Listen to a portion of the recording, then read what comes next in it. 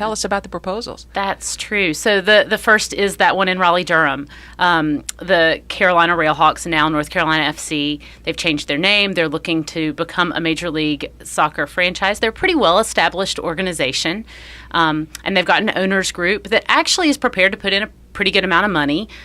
They're submitting that proposal to MLS. The other is Charlotte, which announced a few weeks after the North Carolina FC group that they would also like to get a Major League Soccer franchise. That's kind of being headed up by Bruton Smith, who and his son, who own the Charlotte Motor Speedway.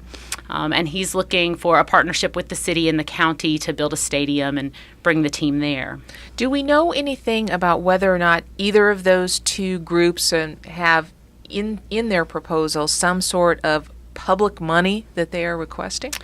We do know a little bit. The proposals are due to Major League Soccer at the end of the month, so there's still a lot that's in the works. We don't know all the details yet.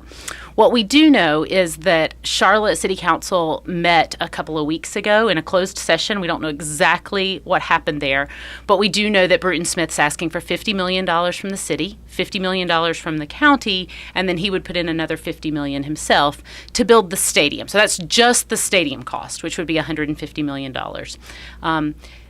In Raleigh, Steve Malik, who owns North Carolina FC, has said that he and his sort of ownership group is willing to put up the money themselves for a stadium, but there might also need to be some help from the city or the county for things like parking or some infrastructure, and the details aren't quite clear on that. Now, as you've been writing about this and looking at those details, which one do you think is a better deal for taxpayers? The proposal that uses the least taxpayer money is the better deal, I think, for taxpayers.